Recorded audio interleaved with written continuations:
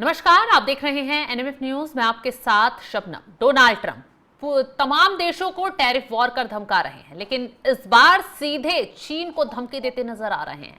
Trump की तरफ से इस बार बयान देते हुए क्या कुछ कहा गया? ट्रंप की तरफ से कहा गया उनके पास कुछ ऐसे कार्ड हैं, वो चाहे तो चीन को एक झटके में बर्बाद कर देंगे। अब ट्रंप कौन से कार्ड की बात कर रहे थे, किस कार्ड को लेकर वो चीन को धमकी दे रहे हैं, और चीन को धमकी देना क्या ट्रंप के लिए आसान है? इसी पर चर्चा करेंगे, और चर्चा के लिए हमारे साथ जुड़े हुए हैं वरिष्ठ पत्रकार पंकज प्रसून जी। तो पंकज जी, आपसे सवाल करें, जवाब पाएं, लेकिन उससे पहले ट्रंप धमकी देते हुए क्या कुछ कह रहे हैं, पहले दर्शकों को वही सुनवा देते हैं। They have some cards. We have incredible cards, but I don't want to play those cards. That would, if I played those cards, that would destroy China. I'm not going to play those cards. तो Pankaj ji, Trump सीधा सीधा कह रहे हैं उनके पास कुछ ऐसे card हैं, अगर इस्तेमाल किया तो चीन को वो पूरी तरह से बर्बाद कर देंगे। इसका मतलब क्या है? ये खोखली धमकी है या वाकई चीन के खिलाफ कुछ अब ट्रंप रणनीति अपना रहे हैं? नहीं, उन्होंने कहा कि मेरे पास कुछ ऐसे कार्ड्स हैं कि अगर मैं वो सही तरीके से प्ले करूं यानी खेलूं तो चाइना को मैं बर्बाद कर दूंगा, लेकिन साथ में जो, लेकिन मैं ऐसा करूंगा नहीं। अगर आपकी मंशा चाइना को बर्बाद करने की है और आपके पास कार्ड्स हैं तो फिर आपको ये कहने की जरूरत ही नहीं है कि मैं नहीं करूंगा। दूसरी बात यह है कि एक और खबर है, कल डोनाल्ड ट्रंप ने एक और बात कही कि मैं चाहता हूं कि चाइना और रशिया डी न्यूक्लियराइज हो जाए, मतलब ये अपने जो न्यूक्लियर बॉम्ब वगैरह हैं वो सब डिस्ट्रॉय कर दें। अब सामने वाला पलट के ये पूछ सकता है कि सिर्फ चाइना रशिया क्यों, अमेरिका क्यों नहीं? सबसे पहले अमेरिका खुद को डीन्यूक्लियराइज कर दे। मैं बार बार एक बात बोलता हूं कि अमेरिका एक अहंकार में जी रहा है, और इस अहंकार में कि वो दुनिया का में सर्वशक्तिशाली है, वो जो चाहे वो कर सकता है, वो किसी देश के आंतरिक मामलों में हस्तक्षेप कर सकता है, वो चाहे तो किसी देश में तख्ता पलट करवा सकता है, वो चाहे तो किसी भी देश को बर्बाद कर सकता है। इस अहंकार में वो जी रहा है, और कई छोटे मोटे देशों को बर्बाद किया भी है इसने, जैसे अफगानिस्तान हो गया, सीरिया हो गया, यमन हो गया। आज जो आप देख रहे हैं ना, वो हमास के नाम पे जो चल रहा है गाजा में, वो डायरेक्टली उसके पीछे अमेरिका है। तो इन छोटे छोटे देशों को बर्बाद करने के बाद उसका अहम और बढ़ गया, अहंकार। उसको लगता है कि अब वो इंडिया, रशिया, चाइना को ही बर्बाद कर सकते हैं। तो इतना आसान होगा चीन को बर्बाद करना अमेरिका के लिए? अरे ये अफगानिस्तान पर तो जीत हासिल कर नहीं सके, यमन में तो हुती विद्रोही पे ये जीत नहीं पा रहे हैं, और सीधे चाइना, रशिया और इंडिया को ये बर्बाद करेंगे। मैंने कहा ना कि ये झूठा अहंकार में जी रहे हैं। मैं आपको एक ऑन रिकॉर्ड बता रहा हूं कि अमेरिका पिछले 40 साल में, 40 इयर्स में कोई वार नहीं जीता है। ये भौकाली बनाकर, धमकी देकर,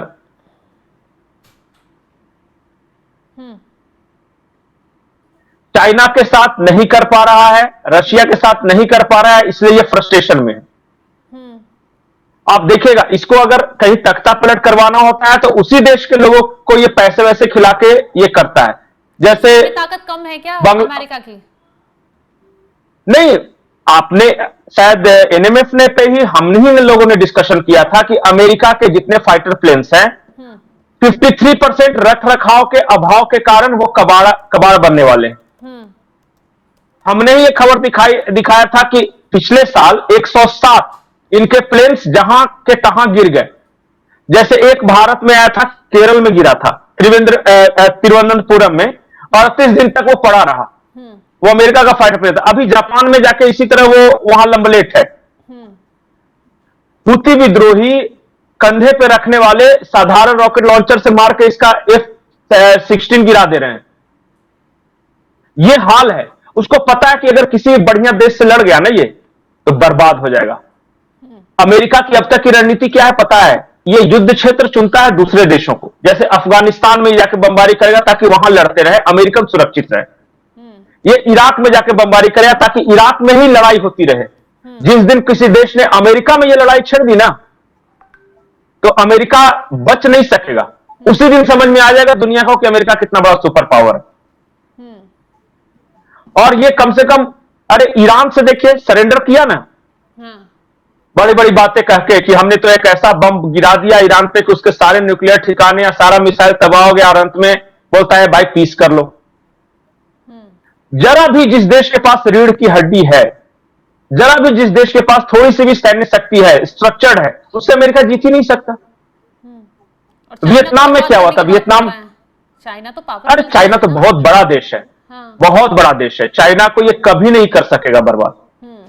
हाँ, जिस दिन रशिया के खुद ही झुक गए थे फिर चाइना के आगे, ये खुद, अरे आपको पता नहीं है कि जिस तरह 19वीं और 20वीं शताब्दी जो है वो तेल की शताब्दी थी, जैसे ऑयल, जिसके पास ऑयल है वो सबसे पावरफुल है। आने वाले जो शताब्दी है, जो अगला 100 वर्ष है, वो रेयर अर्थ मिनरल्स की शताब्दी है। जिसके पास जितना ज्यादा रेयर अर्थ मिनरल्स रहेगा वो उतना पावरफुल है। चाइना के पास 90% रेयर अर्थ मिनरल्स पे कब्जा है। दुनिया के 90% रेयर अर्थ मिनरल्स चाइना के पास है। उसको कैसे बर्बाद कर देगा? और ट्रंप, देखिए ट्रंप का अपना तरीका है, उसके देश के लोग भी इत्तेफाक नहीं रखते। अपने देश में इसने फौजें उतार रखी हैं, 19 राज्यों में इसने नेशनल गार्ड उतार रखा। ये हमने ही आपके साथ डिस्कशन किया था। बिल्कुल। तो पहले अपना देश संभाल ले। अराजकता की स्थिति धीरे धीरे पैदा हो रही है और ये दुनिया भर को धमकी देता चल रहा है। धमकी देने पे रोक तो है नहीं, कोई उसका मुंह पकड़ के तो रख नहीं सकता कि आप मत बोलो। दिमागों में वही चल रहा है ना पंकज जी, एक सुपर पावर, इतने बड़े देश का नेता, राष्ट्रीय नेता, वो इस तरीके की बातें क्यों कर रहा है? कभी किसी को धमकी, कभी किसी पे टैरिफ वॉर, अपने ही देश में अराजकता फैलाना, आखिर क्यों? एक बात बताइए कि अगर कोई जिम्मेदार देश होगा, उसका राष्ट्रपति इस तरह की बात करेगा क्या? बिल्कुल नहीं। कि मैं चाहूं तो चाइना को बर्बाद कर सकता हूं लेकिन मैं करूंगा नहीं। कोई भी समझदार देश का राष्ट्रपति नहीं करेगा। लेकिन ट्रंप है भाई साहब।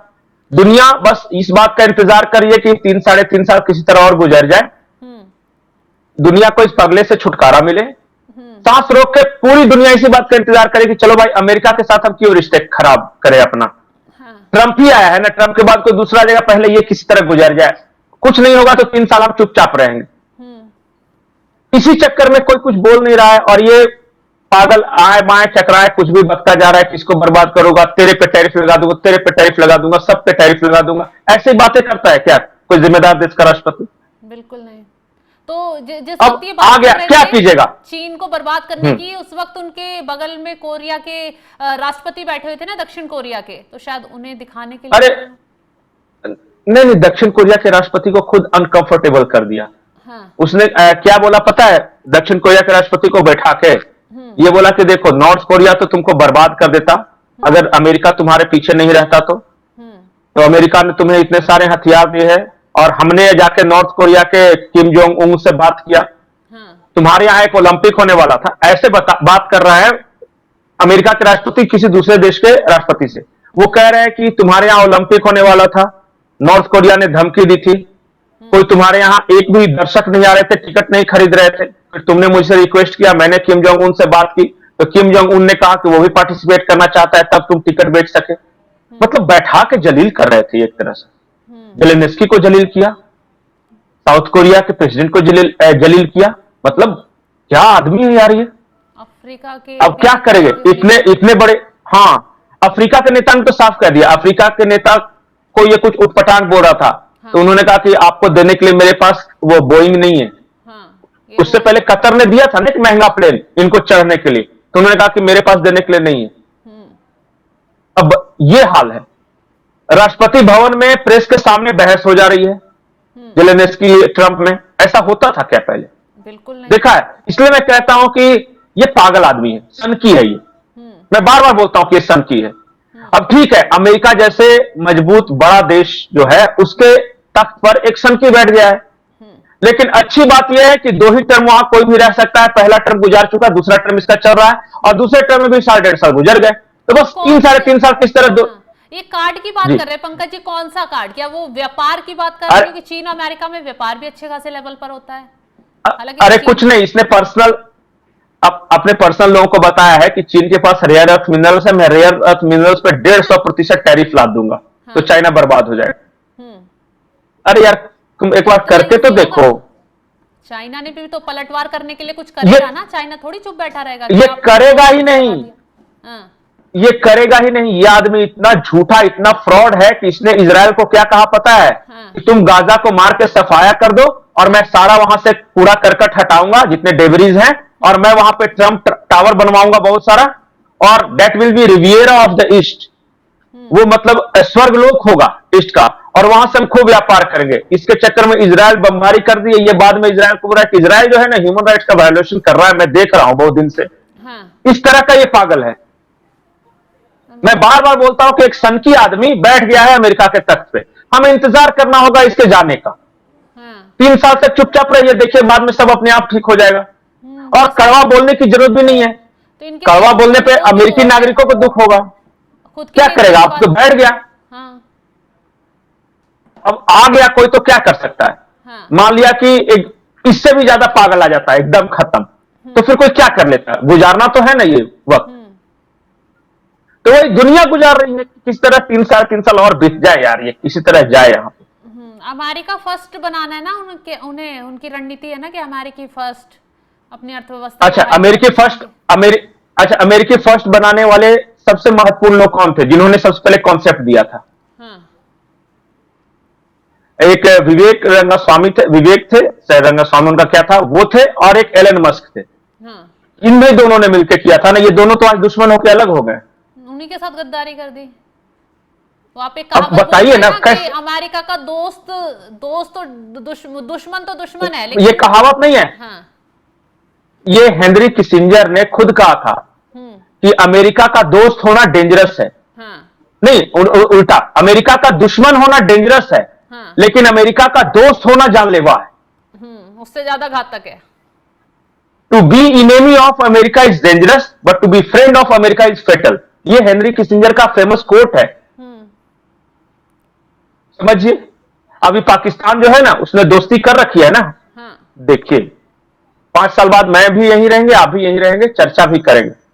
बिल्कुल बिल्कुल सही कहा पंकज जी आपने। तो तमाम जानकारी देने के लिए शुक्रिया आपका। तो जिस तरीके से डोनाल्ड ट्रंप लगातार हरकतें कर रहे हैं, कभी टैरिफ ठोक देते हैं तो कभी धमकाते हुए नजर आते हैं। अभी तक भारत के पीछे पड़े हुए थे, भारत से जवाब मिल गया तो अब चाइना का मोड़ ले लिया और चाइना को धमकी देते हुए कह रहे हैं कि मेरे पास ऐसे कार्ड हैं, अगर मैंने खेल शुरू कर दिया उन कार्ड पर तो चाइना बर्बाद हो जाएगा। हालांकि चाइना भी ट्रंप जानते हैं कि कम नहीं है, एक अच्छा खासा बहुत पावरफुल देश है। पलटवार हुआ तो ट्रंप कहां जाएंगे वो शायद अंदाजा नहीं लगा सकते। फिलहाल तो जो जानकारी हमने आपके साथ साझा की है उसको लेकर आप क्या राय रखते हैं कमेंट बॉक्स में जरूर बताइएगा, और तमाम बड़ी खबरों की अपडेट के लिए आप हमारे साथ जुड़े रहें। नमस्कार।